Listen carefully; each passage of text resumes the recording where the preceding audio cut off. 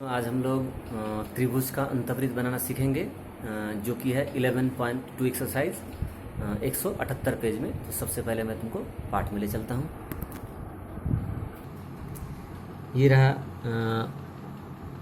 पाठ 11.2, जिसमें एक नंबर में बहुत सारे प्रश्न हैं।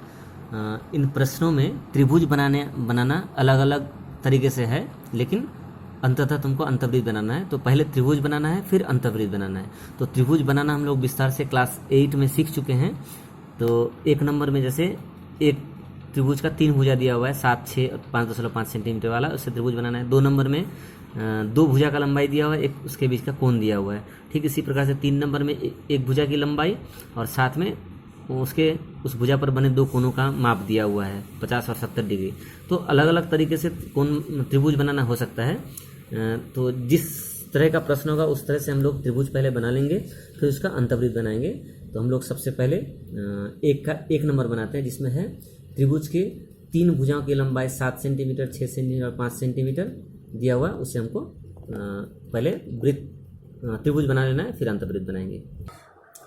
तो 7 सेंटीमीटर, 6 सेंटीमीटर और 5.5 सेंटीमीटर भुजाओं वाले त्रिभुज को बनाने के लिए सबसे पहला काम क्या है? तो पहले हम लोग 5 सेंटीमीटर, 7 सेंटीमीटर, 7 सेंटीमीटर, 6 सेंटीमीटर और 5.5 सेंटीमीटर का रेखा हम लोग यहाँ पर खींच लेंगे खाता के साइड में। ये रहा 7 सेंटीमीटर, फिर है तुम्हारा 6 सेंटीमीटर, फिर है तुम्हारा 5.5 सेंटीमीटर।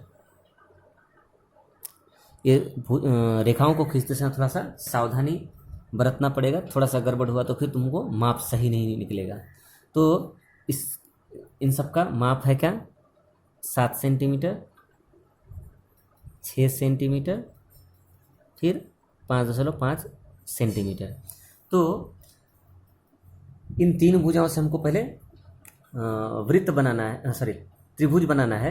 तो त्रिभुज बनाने के लिए सबसे पहले नियम क्या होगा? तो हम लोग खाता के बीचों बीच एक रेखा खींचेंगे, जिस रेखा की लंबाई इन तीनों में से सबसे बड़ी भुजा से बड़ा होना चाहिए। बस इस बात का ध्यान रखोगे कि यहाँ पर जो भुजाएं दी गई है उससे कम से कम बड़ा होना, सबसे बड़ी भुजा से भी बड़ा होना चाहिए, इतना लंबा होना चाहिए। होने के बाद में इसका हम एक नाम दे देते हैं BX। हालांकि नाम में कुछ रखा नहीं, तुम लोग कुछ भी दे सकते हो, ABCD से लेकर Z तक जो अक्षर है उसमें से कोई भी अक्षर हम लोग इस्तेमाल कर सकते हैं। लेकिन हम लोग बनाते समय त्रिभुज का नाम ABC देंगे, उसी हिसाब से हम नामकरण करेंगे। ठीक है, तो यहाँ पर BX एक रेखा खींचेंगे। इसके बाद क्या करेंगे? 7 सेंटीमीटर वाला जो रेखा खींचा हुआ है उससे 7 सेंटीमीटर रेखा को खींचेंगे, मापेंगे यहाँ पर इस तरह से। मापने में हड़बड़ी नहीं करोगे। ये रहा 7 सेंटीमीटर रेखा। इसको हम लोग करेंगे क्या? इस B बिंदु पर बैठाएंगे, उसके बाद यहाँ पर काटेंगे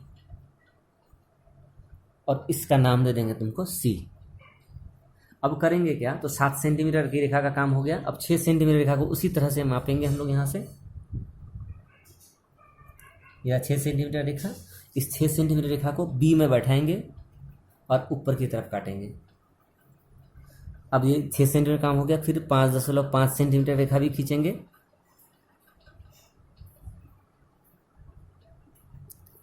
माप के 5.5 सेंटीमीटर रेखा को माप के फिर C बिंदु पर बैठाएंगे और यहाँ पर काटेंगे। जो कटान बिंदु मिलेगा उसके साथ इसको मिलाएंगे तो त्रिभुज बनेगा। इस कटान बिंदु का नाम दे देते हैं हम लोग A। हम लोग मिलाएंगे,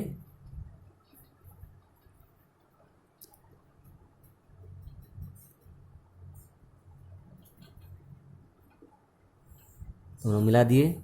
इधर भी मिलाना है। इस तरह से त्रिभुज बन गया, जिसका हम लोग नाम दे दिए ABC। अब इस त्रिभुज में 3 कोण हैं। इस तीनों कोणों में से किसी भी 2 कोण का हमको समद्विभाजक खींचना है। इसका हो सकता है, इसका हो सकता है, इसका हो सकता है। तो सुविधा के लिए हम लोग इन दोनों का समद्विभाजक खींचेंगे।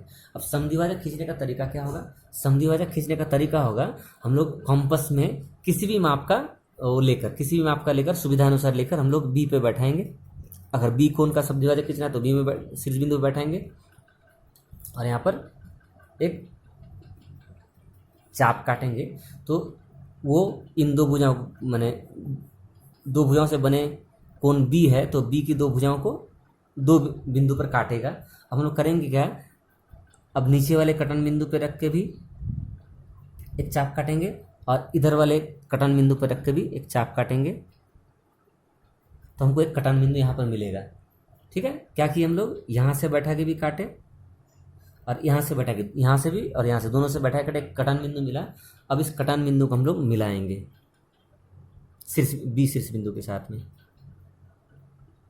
ये मिलाते वक्त भी तुमको सावधान होना है, क्योंकि थोड़ा सा इधर उधर हो गया तो फिर तुम्हारा अंतर्वृत्त जो है वो सही नहीं बनेगा। तो हमको बी कोण का समद्विभाजक मिल गया। ठीक इसी प्रकार से हम लोग सी कोण का भी समद्विभाजक खींचेंगे। इसके लिए सी में बैठाएंगे, सुविधा अनुसार माप लेके एक चाप काटेंगे, फिर दो कटन बिंदु मिला, यहाँ पर कटे हुए अंश पे बैठाएंगे, बिंदु पे बैठाएंगे, यहाँ पर एक चाप काटेंगे, फिर यहाँ पर कटे बिंदु पे भी बैठाएंगे, इधर भी काटेंगे और नया जो कटन बिंदु मिला इसको शीर्ष बिंदु सी से मिलाएंगे, तो सी बिंदु कोण का समद्विभाजक मिलेगा हमको।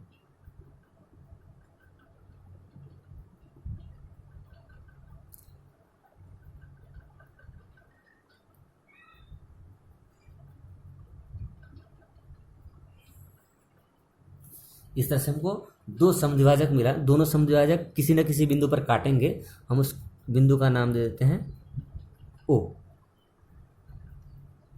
अब ओ में बैठाना पड़ेगा। अब याद रखोगे, यहाँ पर थोड़ा सा ध्यान देना है, इस ओ बिंदु में रख के इस नुकीले अंश पे यहाँ रखना, ओ बिंदु पे रखने के बाद में यहाँ जो ओ बिंदु से इस बीसी भुजा की लंबाई इतनी है, इसे थोड़ा सा बढ़ा लेंगे, इतना बड़ा ताकि यहाँ पर अगर चाप काटे तो ये इस बीसी भुजा को दो बिंदु पर काटे। तो मैं इतना बड़ा लेता हूँ, इससे थोड़ा सा बड़ा लेने से भी होगा, इतना बड़ा मिलेगा। तो मैं यहाँ काट रहा हूँ एक चाप, ये हमारा देखो इत्तेफाक है कि वो इस बिंदु से होकर गुजर रहा है। ये थोड़ा सा बड़ा होने से थोड़ा सा दूर से गुजरता है, तो ये एक हो गया हमारा। तुम्हारा नहीं भी हो सकता है, थोड़ा सा इधर हो सकता है, थोड़ा सा इधर हो सकता है, ये कटान बिंदु। ठीक है, तो हम लोग करेंगे क्या, यहाँ जो दो बिंदु मिलेगा तुमको इस चाप का, अब करेंगे क्या, इधर वाले बिंदु पर बैठाएंगे और यहाँ पर एक चाप काटेंगे नीचे की तरफ, एक चाप, ज़्यादा बड़ा नहीं लेंगे इसको, सुविधानुसार अपने सुविधानुसार इतना बड़ा लेंगे और इसको बिना हिलाए डुलाए फिर इस इधर वाले कटन बिंदु पे बैठेंगे और इधर काटेंगे। इस तुमको नीचे में कटन बिंदु मिलेगा। इसका माप जितना छोटा होगा, ये और छोटा अगर होता तो ये थोड़ा सा ऊपर कटता है, बड़ा होने से और नीचे कटता है। तो ये माप अपने ऊपर है, तुम कितना बड़ा लोगे, सुविधा के अनुसार लेना है ताकि खाते पर ही तुमको जगह मिले। लेने के बाद में यहाँ जो कटन बिंदु मिले, इस कटन बिंदु के साथ में इस ओ को मिलाना है। तो मैं ओ के साथ में इस कटन बिंदु को मिलाता हूँ।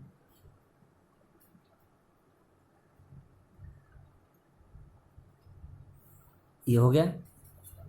अब ये जो सरल रेखा खींचने के बाद ये बीसी को किसी न किसी बिंदु पे काटेगी, उस बिंदु का हम लोग नाम देते हैं डी।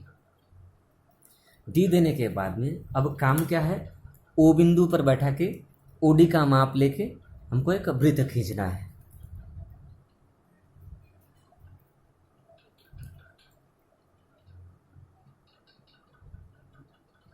कटन बिंदु में बैठा है, ओडी का माप लिए और यहाँ पर एक वृत्त खींचेंगे जो कि इस त्रिभुज का अंतवृत्त है। हमको यहाँ पर अर्धव्यास को भी मापने बोला है, तो अर्धव्यास कुछ नहीं, ओ और डी की लंबाई जो है वही अर्धव्यास है अंतवृत्त का। तो यहाँ पर हमको मिल रहा है तुमको 1.7 के करीब। हमने यहाँ पर लिखेंगे अर्धव्यास बराबर 1.7 सेंटीमीटर। तो ये है तुमको बनाने का तरीका। तो त्रिभुज जो है अलग अलग तरीके से बन सकता है, लेकिन अंतवृत्त बनाने का तरीका सेम रहेगा। तो ये है तुम्हारा अंतवृत्त बनाना। तुम लोग बाकी कोशिश करोगे, नहीं हुआ तो हमसे पूछोगे, बाद में मैं बता दूंगा।